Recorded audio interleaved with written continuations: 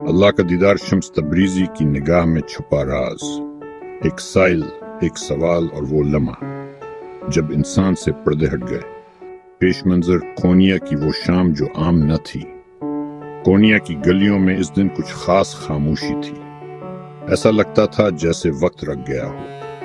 درختوں کے سائے ساکت تھے، ہوا سست، چرند خاموش، اور فضا میں ایک ایسا نور بھرا ہوا تھا جو کسی آنے والے لمحے کی عظمت کی گواہی دے رہا تھا۔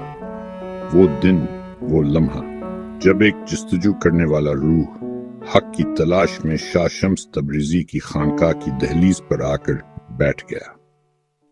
سائل کی باطنی کیفیت، نہ طلب دنیا، نہ خوف دوزخ، وہ سائل کوئی فقیر نہ ولی، نہ صوفی۔ وہ ایک تھکا ہوا مسافر تھا جس نے ہر در کھٹکھٹایا، ہر کتاب پڑھی اور ہر عبادت کی، مگر اس کی روح کو اللہ کی حضوری کا وہ ذائقہ نہ ملا جس کی اسے پیاس تھی۔ اس کی آنکھوں میں علم کا عکس تھا اور دل میں پیاس کا شور۔ اس نے آتے ہی کوئی سوال نہیں کیا، بلکہ دیر تک خاموش بیٹھا رہا۔ حضرت شمس خاموشی سے اسے دیکھتے رہے۔ ان کی آنکھیں جیسے کسی اور جہان سے جڑی ہوئی تھیں۔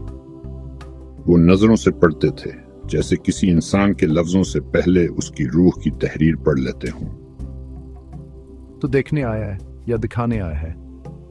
سائل چونکا، اسے لگا جیسے اس کا راز فاش ہو گیا ہو۔ یا حضرت، میں صرف اتنا جانتا ہوں کہ مجھے رب کا دیدار چاہیے۔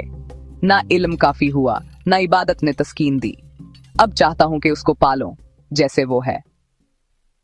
شاہ شمسین نے آہستہ سے مسکرا کر فرمایا، دیدار کی خواہش تو ہر عاشق کی پہلی دعا ہے، مگر دیدار کی قیمت ہر عاشق چکا نہیں سکتا۔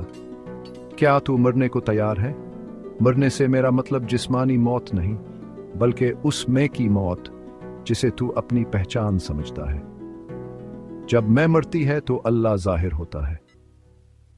شمس نے اس سے کہا، آنکھیں بند کر، جو تو جانتا ہے اسے چھوڑ دے، جو کچھ سیکھا ہے بھول جا، جو بن چکا ہے مٹا دے۔ صرف ایک سانس جس میں نہ تو ہو، نہ تیرا نفس، نہ تیرا علم، نہ تیرا خوف۔ صرف ایک سوال ہو، تو کہاں ہے، اور جواب نہ آئے، تب دیدار شروع ہوتا ہے۔ سائل نے آنکھیں بند کی۔ لمحہ بول لمحہ اس کے اندر کا شور کم ہوتا گیا۔ پہلے الفاظ رکے، پھر خیالات، پھر سوال، پھر خواہشیں، اور پھر ایک لمحہ ایسا آیا جب نہ وہ رہا، نہ اس کی شناخت، نہ اس کا جسم، صرف ایک شدید روشنی کا احساس جس نے اس کی آنکھوں کے تمام پردے جلا دیے۔ وہ چیخ مار کر سجدے میں گر گیا، ایسا سجدہ جس میں نہ سر کا جھکاؤ تھا بلکہ روح کی مکمل شکستگی تھی۔ جب وہ اٹھا، اس کی آنکھوں میں آنسو تھے، مگر وہ آنسو دنیا کے دکھ کے نہ تھے۔ وہ آنسو خود کی پہچان ٹوٹنے کے بعد کے تھے۔ میں نے نہیں دیکھا، وہ مجھ میں ظاہر ہو گیا۔ وہ جو ہمیشہ سامنے تھا، میں ہی اسے نہ پہچان پایا۔ جس نے اللہ کو اپنے اندر نہ پایا، وہ ساری عمر دروازے کھٹکھٹاتا رہے گا۔ دیدار الہی ایک نظر سے ہوتا ہے، مگر وہ نظر مرشد دیتا ہے، بشرطی کہ تو اس نظر کے قابل ہو جائے۔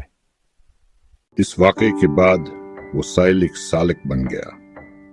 اس نے بولنا کم، سننا زیادہ کیا، عبادت میں دکھاوا چھوڑا، خاموشی کو عبادت بنایا، اور مرشد کی ہر بات کو آئینے کی طرح اپنے دل پر رکھا۔ اب وہ دیدار کے طالب سے وصال کے رازداں بن چکا تھا۔